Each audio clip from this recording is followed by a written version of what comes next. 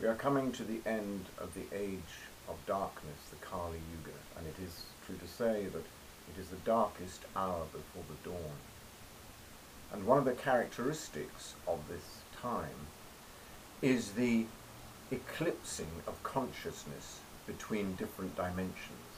So that when we're in the physical world, we have very little consciousness of any other dimension. And this is manifested in our science.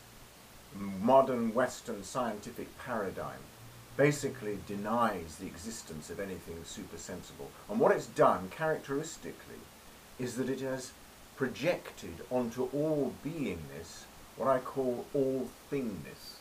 So the earth is conceived as a thing, the universe as a thing, something that can be experimented on, something that's looked upon from the outside, but not something that's experienced as being. In the ancient times, we lived in all beingness, and we have to return to that in a new way. It has been necessary to go through this experience of thingness, this experience of dying, basing our thinking, our intellect, as opposed to wisdom. Opposed to living wisdom is dead intellect. Intellect observes objects in the outer physical world, but has lost living consciousness of wisdom that is flowing in from the cosmos or from other dimensions.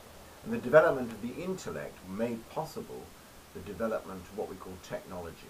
This really came to its own in the so-called Enlightenment, the arising of rationalism. And what does that mean? Rationalism is connected to the what we call the adolescent stage, when, for instance, human beings' bodies are polarized between their head pole and their, to put it bluntly, their sexuality. When these become emphasized, it cuts the human being off from wisdom flowing in from above. It kind of drags them down into gravity on the one hand and separates their intellect from their feeling life. And you get the intense kind of intellectual questioning, skepticism of the adolescent, plus also this is kind of being driven along by their desires. And in the middle of that is just a confused emotional state. And this was paralleled in the Enlightenment, when there was this great intensity of intellectual activity.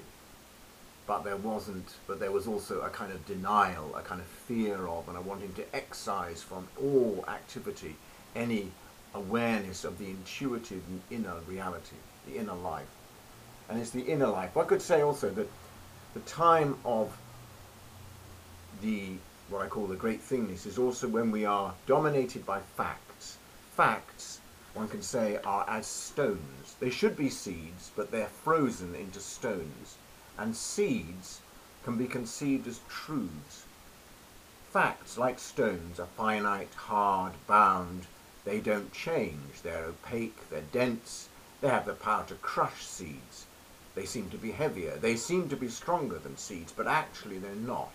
Seeds have an infinity within them. Every seed is an infinity of forests within it. A stone is just a finite, bound, trapped object. Its strength is its own prison, and that is true of the facts.